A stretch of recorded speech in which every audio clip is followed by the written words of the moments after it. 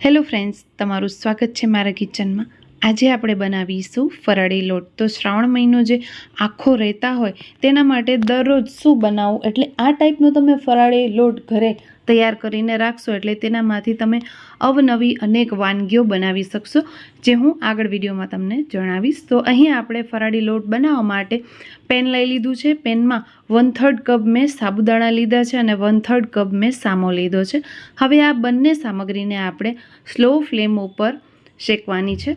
That means કે તેનામાંથી થોડું moisture ઉડે ને એટલું જ આપણે તેને શેકવાનું છે, બહુ વધારે તેને શેકવાનું નથી, કારણ કે અત્યારે જે મોસમ છે એ ભેજવાળું છે, એટલા માટે આ બંને ઇન્ગ્રીડિયન્ટ આપણે શેકીને તેનો લોટ બનાવીશું ને તો એ લોટ 6 મહિના સુધી બિલકુલ ખરાબ નહીં થાય।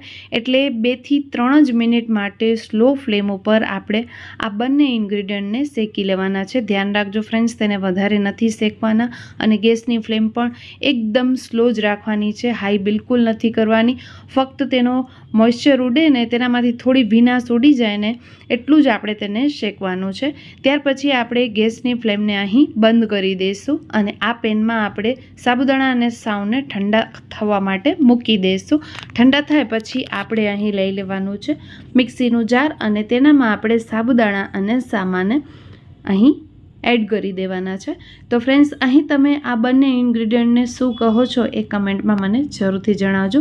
અમારે અહીં સાબુદાણા અને સામો કહેવામાં આવતો હોય છે। તો અહીં ફ્રેન્ડ્સ તમે જોઈ રહ્યા છો કે મેં સામો અને સાબુદાણા બંને મિક્સીના જારમાં એડ કરી દીધા છે। હવે આપણે તેનો પાવડર કરી લઈશું, મતલબ કે તેને પીસી લઈશું। હવે આ લોટમાંથી તમને ભાખરી અને ઢોકળા બનાવવા હોય તો થોડું તેને દરદરું રાખજો અને પૂરી બનાવી હોય, રોટલી બનાવી હોય તો એકદમ મહીમ તેને પીસી લેજો, એકદમ લોટ જેવું કરી મૂકજો। હવે આ લોટને આપણે છાણીશું। તો મેં અહીં થોડો કરકરો રાખ્યો છે, હું તેનામાંથી ભાખરી બનાવવાની છું અને ઢોકળા પણ બનાવવાની છું, એટલા માટે થોડો મેં તેને કરકરો રાખ્યો છે। તમે એકદમ તેને મહીમ પીસી લેજો। જો તમને રોટલી તેની વણવી હોય અથવા તો પૂરી બનાવવી હોય અથવા તેનો શીરો બનાવવો હોય તો એકદમ તેને બારીક બારીક પીસી લેજો। હવે મેં આ લોટને છાણી લીધો છે। જે બચી ગયો હતો જાડો લોટ તેને મેં ફરી પાછું મિક્સીના જારમાં ઉમેરી અને ફરી પાછું તેને પીસી લીધું છે। હવે 1 ચમચી જેટલું તમે અહીં જોઈ રહ્યા છો કે એકદમ જાડો લોટ નીકળ્યો છે। તો આ હવે મિક્સીના જારમાં પીસાશે નહીં, યા તો આ લોટને તમે અલગ રાખજો અને જો ઢોકળા બનાવતા હો ફરાળી તો તમે અહીં આ લોટને તેનામાં મિક્સ કરી શકો છો। હવે ફ્રેન્ડ્સ, અહીં તમે જોઈ રહ્યા છો કે લોટ એકદમ સરસ એવો આપણો મહીમ પીસાઈને રેડી થઈ ગયો છે। તો ફ્રેન્ડ્સ, અહીં હવે આપણે તેનામાં ઉમેરીશું રાજગરાનો લોટ। તો મેં જે કપ લીધો છે એ બધા જ કપ મેં સરખા જ લીધા છે, મતલબ કે માપ જે છે એ મેં સરખો જ લીધો છે। તમારા પાસે આ ટાઈપનો કપ ન હોય તો તમે કોઈ પણ ઘરની વાટકીથી માપ સેટ કરી શકો છો। હવે મેં અહીં ઉમેર્યો છે સિંગોડાનો લોટ। તો ફ્રેન્ડ્સ, 4 અલગ અલગ ઇન્ગ્રીડિયન્ટ મેં વાપરી અને લોટ તૈયાર કરી લીધો છે ફરાળી। આ ફરાળી લોટમાંથી તમે ગમે તે ફરાળી વાનગી બનાવી શકો છો, ભાખરી, રોટલી, પૂરી, ફરાળી ઢોકળા કે પછી ફરાળી સમોસા બનાવી શકો છો, આલુ પરોઠા, થેપલા અને પીઝાનો બેઝ પણ બનાવી શકો છો। સાથે સાથે તમે અહીં બટેટા વડા ફરાળી કે પછી મરચાં વડા ફરાળી પણ આ લોટમાંથી બનાવી શકો છો અને 6 મહિના સુધી તમે તેને સ્ટોર પણ કરી શકો છો।